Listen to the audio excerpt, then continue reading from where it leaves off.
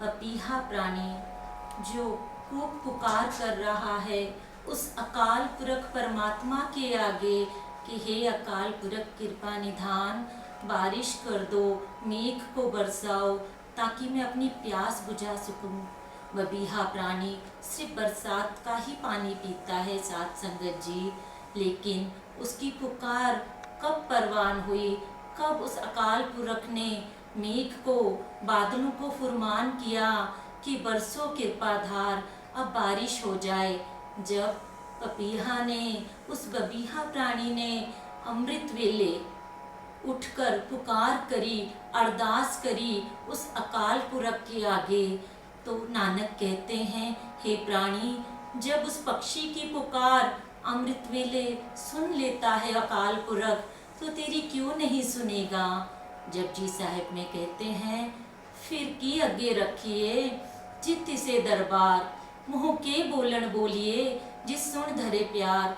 ऐसा क्या मैं आगे रखूं, क्या अर्पण करूं अपने गुरुदेव को जिसको सुन के वो मेरे पे प्रसन्न हो जाए, मुझे प्यार करे। तो जवाब आता है, अमृत वेला सच ना वडियाई विचार। उस अकाल पुरख का ध्यान अमृत वेले उठ के प्रभात के समय ध्यान करो, अरदास करो। तो ऐसी कौन सी इच्छा है, कौन सी तेरी अरदास है जो पूरी नहीं होगी। भाई रूपे की भी इसी तरह गुरु नानक ने पूरी की अरदास। भाई रूपा गुरु नानक देव जी के टाइम में बहुत ही निष्ठावान शिष्य हुआ, जिसने एक बार एक सिख को देखा जो कुएं में स्नान करके आसन लगाकर बैठकर गुरबाणी का जाप कर रहा है। भाई रूपा वो बाणी को सुनकर ही इतना सम्मोहित हो गया, कहने लगा, इतनी मीठी बाणी ये किसकी है, तुम किसे याद करते हो, जिनको सुनने से ही मेरे अंदर एक शीतलता पैदा हो गई। तब उस सिख ने बताया, मैं एक सिख हूँ गुरु नानक देव जी का। प्रभात वेले अमृत वेले उठ के स्नान करके हमें हुक्म है गुरु का, हम उनका नाम उस अकाल पुरख को याद करते हैं, जिसे याद करने से उनके दर्शन होते हैं। तब भाई रूपा ने बोला, तो क्या मुझे भी कभी उस गुरु नानक के दर्शन होंगे। तो सिख ने बोला, क्यों नहीं, तुम भी रोज सुबह उठकर स्नान करके ध्यान लगाया करो उस गुरु नानक के चरणों का। एक दिन ऐसा आएगा, इस जगह पर आकर तुझे गुरु नानक देव जी खुद दर्शन देंगे।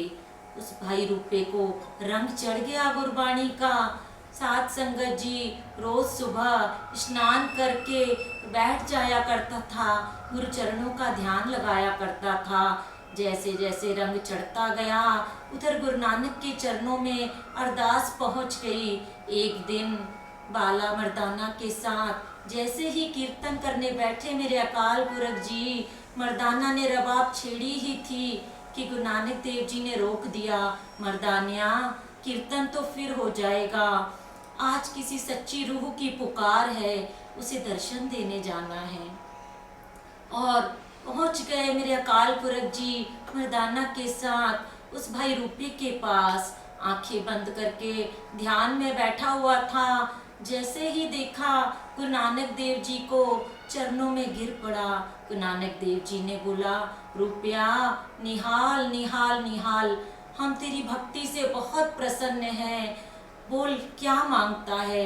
कहने लगा, महाराज पदार्थों की कोई कमी नहीं, कोई सुखों की भी कमी नहीं है, बस अपनी कृपा दृष्टि कर दो। तब गुरु नानक देव जी ने बोला, तूने तो एक बूंद मांगी, हम तुझे सारा सागर दे देते हैं। जो भी स्नान करके अमृत वेले तेरे दर्शन करेगा, तेरे दर्शन मात्र से ही उसका कल्याण हो जाएगा, वो भी जुड़ जाएगा। इसी तरह अमृत वेले उठने वाले संत जन होते हैं साथ संगत जी। संत जना बिन्नी रहनड़िए चमकन तारे, जागे संत जना मेरे राम प्यारे।